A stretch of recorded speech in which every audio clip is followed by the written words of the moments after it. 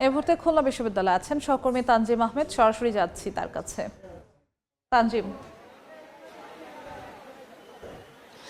রাত থেকেই উত্তাল অবস্থায় রয়েছে খুলনা বিশ্ববিদ্যালয়। বৃহস্পতিবার সকাল থেকে কিন্তু ক্লাস পরীক্ষা বর্জন করেছে শিক্ষার্থীরা এবং প্রশাসনিক ভবনেও তালা ঝুলিয়ে দেওয়া হয়েছে। একাডেমিক কার্যক্রম বন্ধ রেখে শিক্ষার্থীর যে বিক্ষোভ কর্মসূচি সেটি এখন পর্যন্ত তারা চালিয়ে যাচ্ছে। অর্থাৎ গতকাল রাতে বিজয় 24 হল ছাত্রীদের যে হল রয়েছে আবাসিক হল, সেই হলে যে নিচতলার ওয়াশরুম রয়েছে সেখানে একটি ওয়াশরুমের পাশ থেকে ভেন্টিলেটরের মাধ্যমে একটা মুঠোফোনের উপস্থিতি দেখতে পায় সাধারণ শিক্ষার্থীরা। পরে সেই কারণ অনুসন্ধানে বেরিয়ে আসে হলের যে ক্যান্টিন বয় ইমাম হাসান, সে এই মুঠোফোন থেকে বিভিন্ন সময় শিক্ষার্থীদের যে হলে গোসল সহ তাদের কার্যক্রমের ভিডিও সেই মোবাইলটিতে সে করত।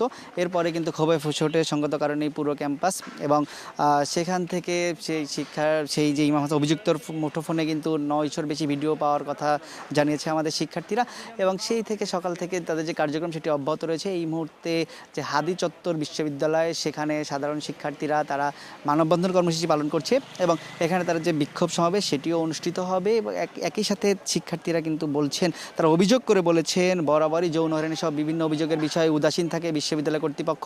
ফলে এই যে ঘটনা, এই ঘটনাগুলোর পুনরাবৃত্তিও ঘটছে। কিছুদিন আগেও একজন শিক্ষকের বিরুদ্ধে এই একই অভিযোগ যৌন হয়রানিমূলক অভিযোগ ওঠে। সেখানে তিনি শিক্ষার্থীদের কুরুচিপূর্ণ মেসেজ দিতেন বলে অভিযোগ রয়েছে এবং সেই ঘটনা এছাড়া এর আগেও যেসব ঘটনা রয়েছে সেই সব ঘটনাতে দৃষ্টান্তমূলক শাস্তি না হতে অপরাধীরা যাদের আসলে মস্তিষ্কের মধ্যে বিকৃতি রয়েছে তারা এই সুযোগগুলো নেন বলে দাবি করেছেন শিক্ষার্থীরা এবং তারা বলছেন যতক্ষণ পর্যন্ত সুষ্ঠু বিচার না হবে বা ততক্ষণ পর্যন্ত কিন্তু তাদের এই যে কার্যক্রম সেটি অব্যাহত থাকবে এবং সেই সাথে তারা বলছেন যে ক্লাস পরীক্ষা তারা যে বর্জন করেছেন সেই কার্যক্রমে তারা আসলে যতক্ষণ পর্যন্ত সুষ্ঠু বিচার না হয় তারা ফিরবেন না। এই মুহূর্তে তারা শিক্ষার্থীরা সাথে শিক্ষকরাও সংহতি প্রকাশ করছেন, সেখানে এসেছেন। এর ফলে এখন কিন্তু স্লোগানে উত্তাল হয়ে উঠেছে বলতে হবে বিশ্ববিদ্যালয়ের হাদি চত্বর সহ অদম্য বাংলা এবং শিক্ষার্থীরা বলছেন তাদের এই দাবি পূরণ হওয়া পর্যন্ত কর্মসূচি অব্যাহত থাকবে, পাশাপাশি দৃষ্টান্তমূলক শাস্তি দিতে হবে। একই সাথে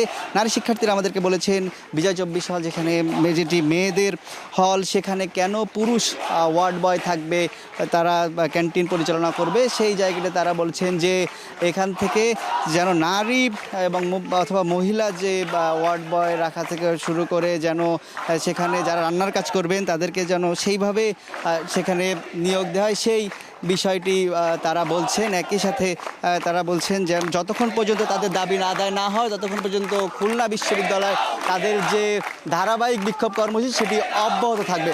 তো খুলনা বিশ্ববিদ্যালয় থেকে শিক্ষার্থীদের যে বিক্ষোভ কর্মসূচির খবর আমার কাছে এই ছিল সর্বশেষ। সরাসরি যুক্ত ছিলাম খুলনা বিশ্ববিদ্যালয়ে।